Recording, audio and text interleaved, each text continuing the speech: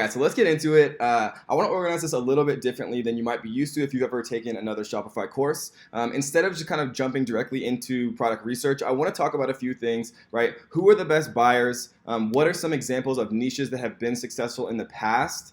I want to talk about, questions to ask yourself about those potential niches. We're going to talk about, just some things to remember up front, just kind of so you're, set up for success and you can hit the ground running from a product research perspective rather than kind of making these mistakes after you've already, thought you found a product that could potentially be a winner. So let's go through these one by one.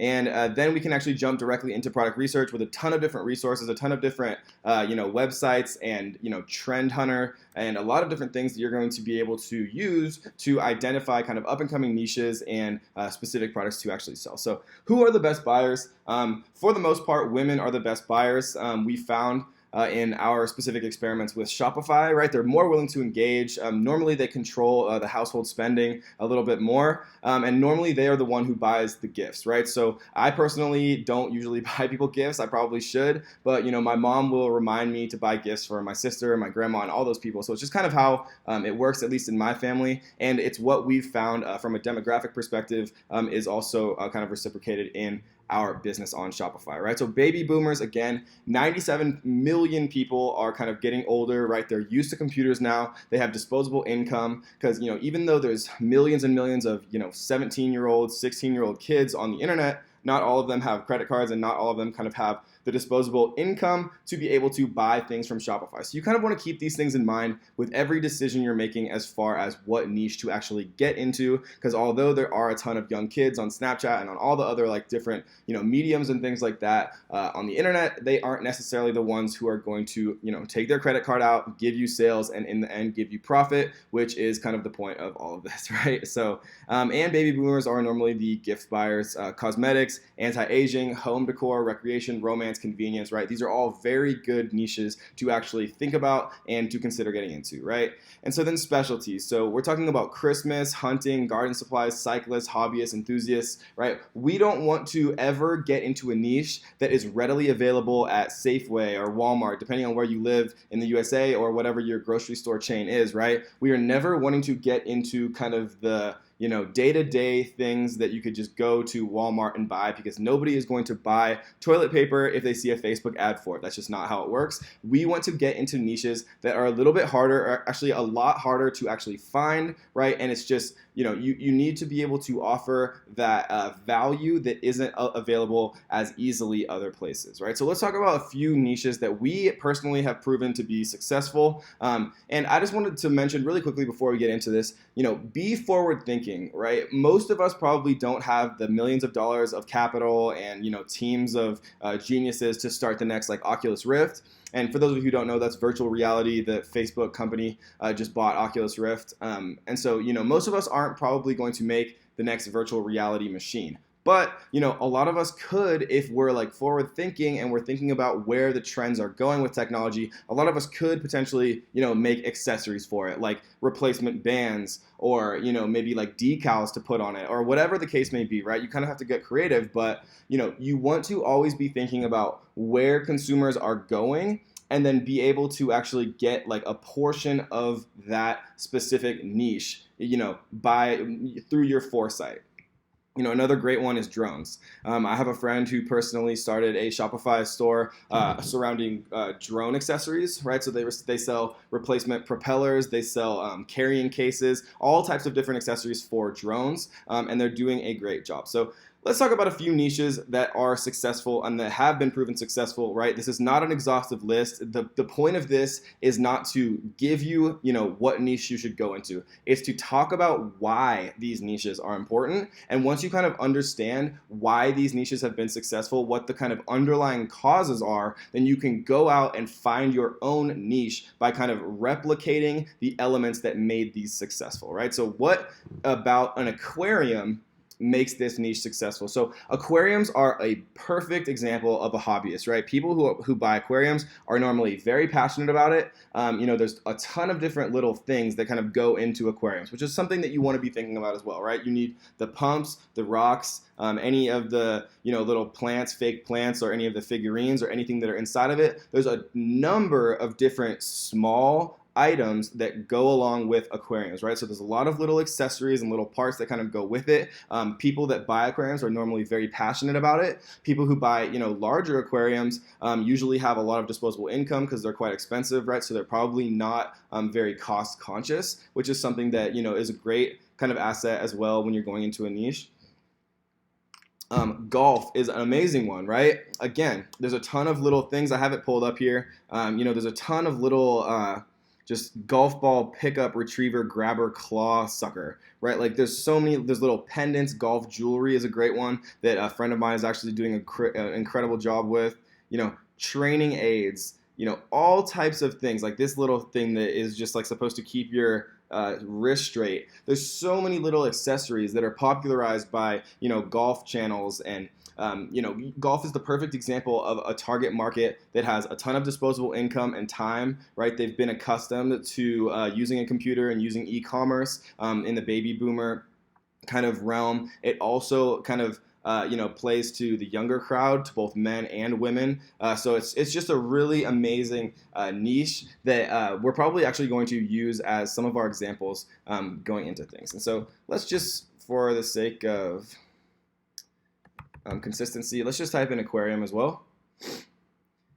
And so we see a ton of stuff, right? Filters, glow in the dark artificial luminous decorations, right? This is a great one. If you're going to go to Walmart, would you walk into Walmart expecting to be able to find a 50-piece glow-in-the-dark artificial luminous aquarium decoration set? It's like absolutely not, right? You go to Walmart, you're going to buy toilet paper. That's maybe not glamorous, but that's just the difference. And that is the type of product that you want to keep in the back of your mind as something that you want to drop ship. You want it to be unique, you want it to be a specialty item, and you want it to be difficult to find at a Walmart or, grocery store in general, right?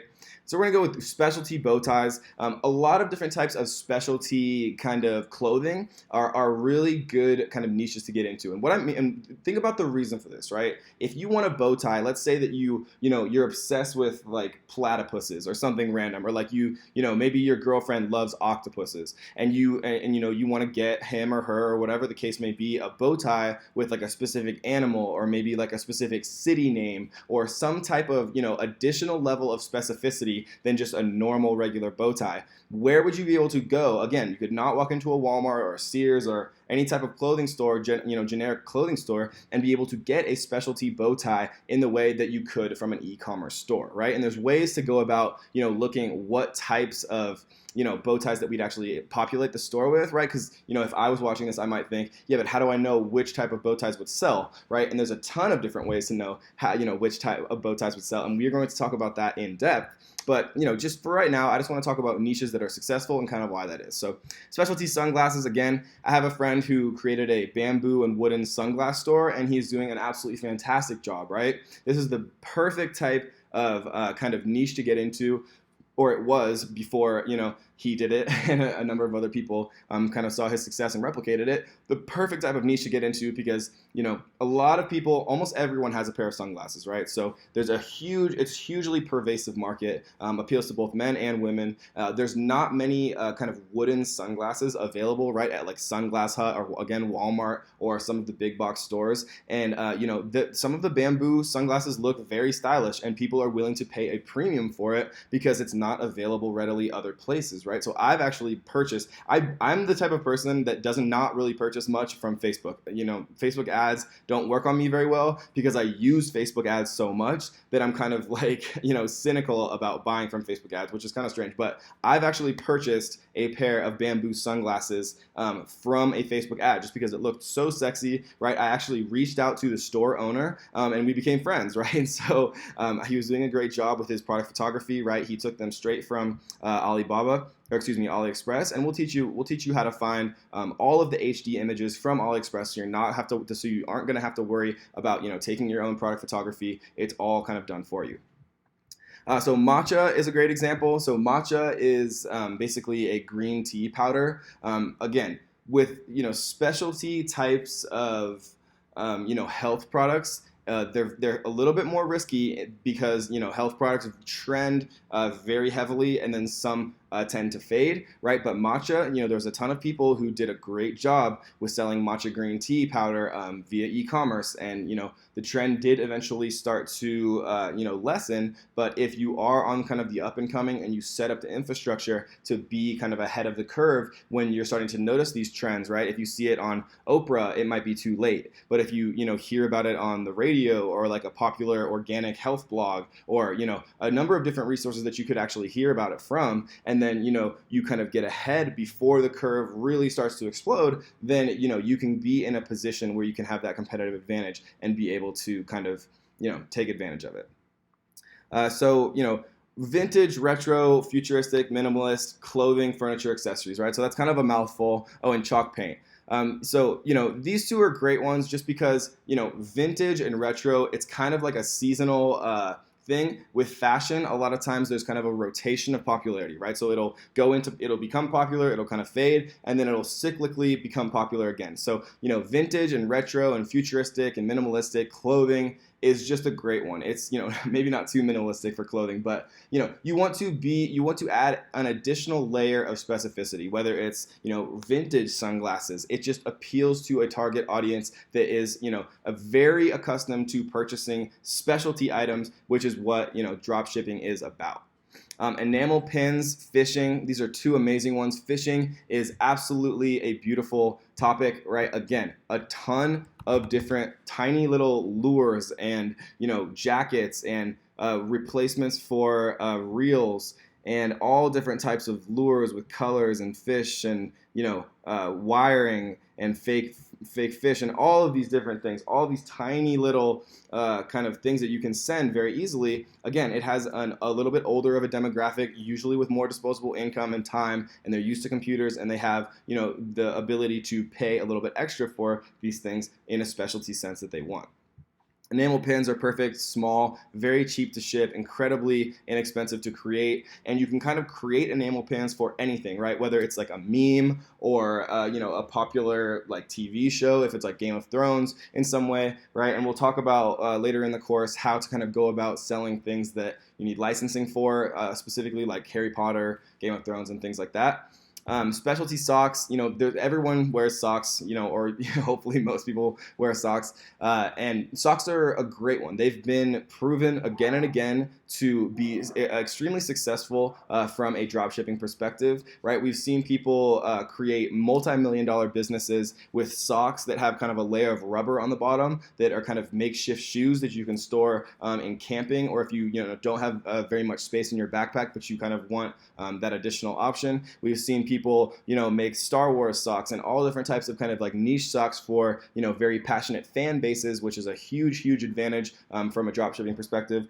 Jewelry is one that has kind of been very beaten into everyone if you kind of do follow the space as being very successful. Jewelry makes an important point, right? Because every time that we want to consider getting into a niche from a dropshipping perspective, jewelry kind of plays out the perfect final little point that you want to accentuate, which is, right, the products you sell, you want them to appear valuable, right? You want them to give off kind of the ambiance of value and being expensive, but you don't want them to actually, in reality, be expensive to buy. And jewelry is the perfect example of that. It looks valuable, right? It looks expensive, but actually in real life, unless you're using like real gold and real diamonds, which none of these suppliers would be using, right? It's actually in reality very cheap. So if it looks expensive, but it doesn't cost very much money, that is the perfect kind of item that you want to drop ship, right? Because it gives you, those higher multiples of, return on investment and profit, right? Because if you're buying it for $1 and you're selling it for, $10, it gives you a lot of space, to pay for shipping and more kind of cost for advertising, and still kind of give you that room that you really want as far as a profit margin, right? It allows you to, give 30% off coupons, 50% off coupons for new buyers, right? And getting a new buyer, if, you follow the space at all, is much harder than kind of selling to an existing buyer. So, steep discounts where you're still profiting to get those first customers is a huge advantage. And we're going to talk about how to kind of lure people in with big discounts. We're going to talk about free plus shipping models. We're going to talk about all that in just a few minutes. But first, I want to kind of get everyone into the mindset of what you want to look for in a niche, right? So minimalist wallets for men, again, all kind of the same thing that I was talking about before. Specialty jewelry, vintage wedding dresses, right? So this is one that I wanted to kind of accentuate just because wedding dresses is not a good niche, right? There's so many people out there. There's so many big companies who are selling wedding dresses, but vintage wedding dresses, right? Or retro wedding dresses, or, maybe pink wedding dresses for like the people who kind of want to be a little bit different.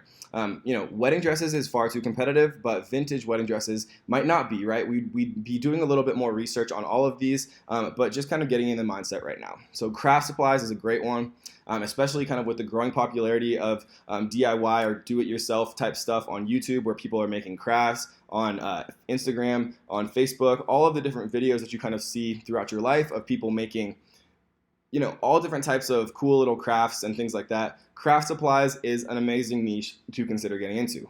Yoga was kind of one of the original ones, right? People who kind of made the yoga pads popularized on Amazon. Similarly with Shopify. Coffee, tea, cosmetics, three billion-dollar companies, billion-dollar kind of niches to get into, have become a little bit more competitive in recent times. But if you can find, your specific niche, maybe it's, vegan tea for, kids, or that's probably not a great example, but, you could do like specialty. Specialty. That's kind of a nice name, that I just thought of. So nobody steal that. But if you can think about an additional kind of narrower, like we've talked about multiple times already, to find your niche within a niche of tea or coffee or cosmetics or whatever it is, right? That is how kind of you really differentiate yourself. So a good example is the Honest Company, right? Jessica Alba and I forget her business partner's name. They kind of turned a environmentally friendly line of products into $1 billion company, right? And it kind of came out later that they weren't always being the most environmentally friendly, but they did a great job of marketing, right? The kind of like socially conscious person who wanted to be better about the environment, not pollute, not like produce so much waste. They were spending a little bit extra money, kind of spending money with the Honest Company because they felt better about not destroying the earth. So they found their niche within a niche of environmentally friendly diapers and all the different things that they were selling. So that's just kind of an example that came right off the top of my head. So this is Trend Hunter. We're going to look more into all of these websites in later videos, but I just wanted to show you guys kind of really quickly. Trend Hunter is a great website that I use all the time, and it basically just shows all types of trending products. Right, so eco bamboo compacts. This is amazing. Like whether it's like a bamboo coaster or refillable lip balm. Some of the stuff I would just never think about. Oh, that's funny. Sustainable cosmetics containers, right? So this is environmentally friendly, like we were just kind of saying. Athletic Australian streetwear. So that is a beautiful niche to get into, right? And with the beauty of drop shipping is, ePacket, which we'll talk about later, the fastest way of shipping, goes to a number of different countries, and I would assume Australia is one of them. We'll talk about that in a second. So golden chocolate bars, right? 100 days before the Winter Olympics, playing off, real world events like the Olympics or, the World Cup or whatever. The people who are kind of playing off that and, recognizing the huge marketing presence of these multi-million or billion-dollar kind of events, and then capturing a piece of those events through their Shopify stores are people who are doing a great job, right? Seasonality, selling Halloween clothing or Halloween, whatever it was, right? Halloween just passed recently, but people are making millions and millions of dollars kind of taking advantage of Christmas every year and things like that. So co-branded knee highs, collaborative designer pop-ups, right? Pop-ups in the windows, right? This is amazing. I mean, I could go through this for hours, so we're not going to look too much into that because I'll get distracted. But so let's talk about questions to ask yourself about a potential niche that you're considering. So let's say that you kind of came into, let's just say that you wanted to do enamel pins. You're going to do like a whole Shopify niche store around enamel pins. Maybe you're going to do pigs because you love micro pigs, and that people are out there and they also love micro pigs. So you decided to make an entire line and store of enamel pins surrounding micro pigs. So questions to ask yourself about this niche. Are the products easily available from a supplier? So this is a great one, right? So let's say that we were, trying to figure this out. So we would just type in micro pigs, and see what was available here, right? So there's a ton of different like stuff here, so they're obviously available, pretty cheap. And these prices are not the kind of one size fits all. If you order more pieces or you start to do like a larger volume, these will go down. And we're going to talk about how to negotiate those prices down to get the best possible prices. And again, enamel pins. AliExpress has the capability of creating basically whatever you want, right? And so we're gonna, talk about how to kind of identify which of these suppliers are the best, right? 2,700 orders of these, and we could find, this is a kit, this is a cat, but I'm sure that they'd have the capability of making, whatever print that you actually kind of gave them, and so. Yes, the products would be easily available from a supplier. Are products in demand in this chosen market, right? We'd be able to use Google Trends and a couple of other different sources to see, the exact search volume that people are looking for from a buyer perspective related to our niche, which we'll talk about later, right? Are people willing to pay for the product in this chosen niche? 2,700 orders, a lot of orders, thousands and thousands of orders on all of these different things. So we do know that people are paying for enamel pins, especially if you're doing kind of your research correctly as to what niche to get into and things like that.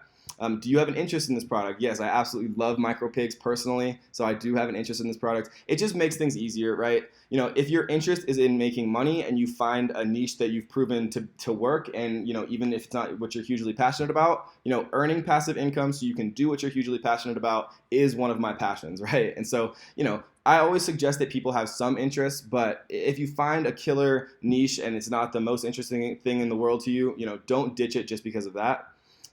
Can the products be obtained at a low enough cost and sold at a high enough profit margin, right? And so you want to aim for a 50% profit margin here. So, we'd maybe look at some enamel pin stores. Maybe we'd type in, enamel pin Shopify. There are ways to find Shopify stores for any keywords, which we will talk about later on. And so you'd be able to look at people's Shopify stores, and I guarantee you that I could find this exact pin on a Shopify store right now, and I bet you that it would cost $9.95, and I bet you that they're paying 50 cents per. So that's obviously, a 20 times multiplier, not factoring in shipping and things like that, but that would be a healthy enough margin that you'd be able to do big discounts to get people in the door. You'd be able to have enough advertising budget to be able to get the sales and get the people into your email lists and get them into your drip campaigns to give them future offers for discounts and things like that if they purchase more, or there's all types of things which we're going to talk about in the scaling section of the course. Could you leverage into a brand or create an informational digital product for the niche product, right? And so absolutely you could leverage an enamel pin collection into a brand, right? You could call it like pins for like winning pinning or whatever, it doesn't matter, right? Like I just thought of that in 1 second. Pins that win. You could easily make that into a brand. And could you create digital products for the niche product? This is one that I just personally like to consider. This isn't like a necessity by any means, but if you could create a digital kind of product for it. So let's say you could launch a YouTube channel all about enamel pins, right? How to make them, the best uses for them, how to take care of them, your favorite or the rarest ones you found or whatever, right? So if you can kind of form a following of people who are interested, or maybe a Facebook group about it or whatever, it helps immensely in forming a brand. Is the product a temporary trend, right? So the best way to look at this is just Google Trends, which we'll talk about later on, to see whether or not people are interested in enamel pins all year round, or whether they're only interested in enamel pins like maybe only during Q4 or during December or things like that. And so the last part of this specific video is going to be just things to remember, right? So cars are a niche. You don't want to get into cars, right? Cars are, a very widely spread kind of thing. They're not what we would want to get into for drop shipping. You want to get into what I call a sub niche, right? So maybe instead of just making a Shopify store selling, car parts or whatever, you'd want to get into, selling Mustang interior parts and wheels, like maybe, rims for vintage Mustangs is a much more, specific niche or sub niche that you'd actually be able to kind of carve out your specific, portion of the overall profits, right?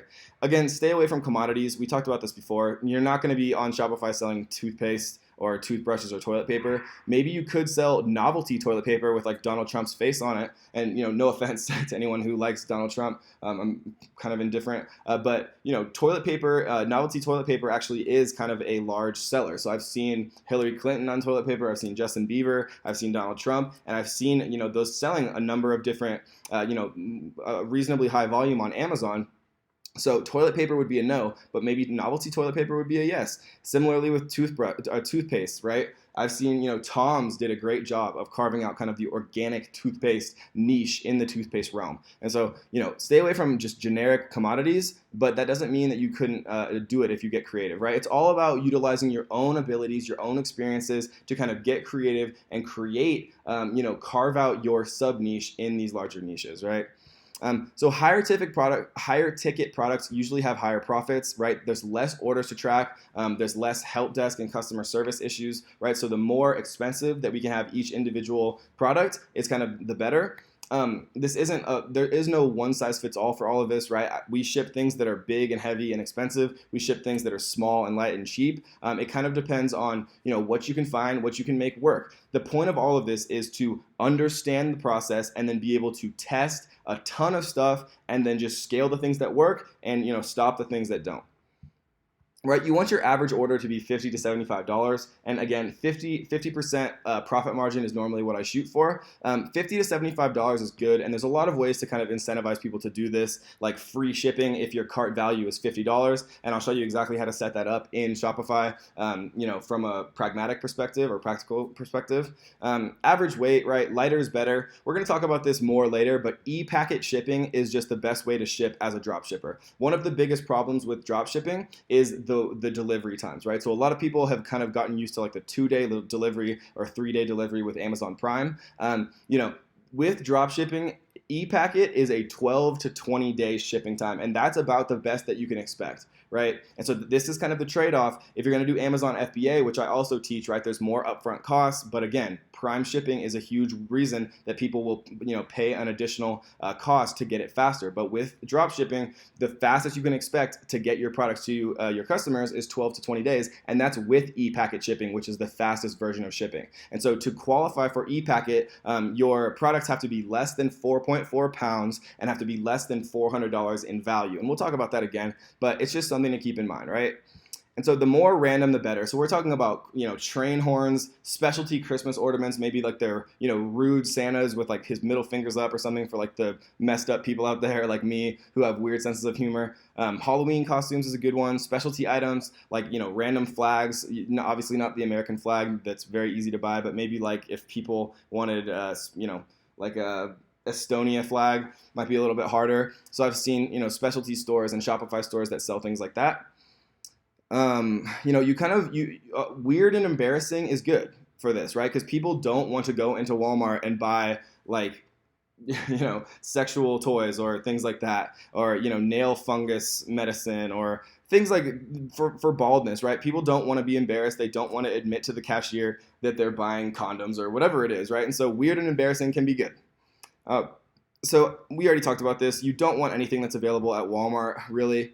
And to avoid ridiculous shipping times, like we said, you want to choose what's called e-packet shipping, which is 12 to 20 days rather than, what can actually be 40 days via like China Post and things like that. So the product requirements for e-packet shipping, like we said, is 4.4 pounds and can't exceed $400 in value. So those are two things to keep in mind. And ePacket ships to these 30 countries, right? So we're not going to read off all of these, but Australia, like we were talking about with the Australian street clothes, is one of them, right? Obviously, the USA, Canada, some of the larger companies, Lithuania, Luxembourg, Switzerland, right? So the USA. So these are kind of the ones that are available, and it's quite easy. Just Google search, e-packet eligible countries if you forget these, or you want to just make sure that they ship to the country that you're interested in. Because targeting Facebook ads for Croatia or whatever, or Denmark, the country specifically of people who speak English, or maybe you have an advantage out there, you're watching the course and you speak German, right? Maybe you want to only target the German market and ship straight from China, and that's kind of, the competitive advantage that you have from a marketing perspective, right? So it really all kind of starts to play together once you guys, we get farther into this. And we're going to talk about all of this in the Facebook ad portion of this, right? But really, I think a lot of you probably are starting to get the beauty of how, some of these markets are very less competitive, or so much less competitive. The ad costs are much lower, right? And it does not make a difference. You can ship these enamel pins to Germany for the exact same price as you can ship them to the USA, right? So this is not all to the USA. You can ship to any of these countries very quickly, kind of all in the same way. And so it's really, the beauty starts to kind of work together when everything's iterating. You're only advertising to Estonia because maybe you speak the language, or maybe you're only targeting people in Estonia that speak English, and they also like, the popular enamel pin companies. And so really, I think a lot of you are probably kind of starting to get excited. I'm obviously excited.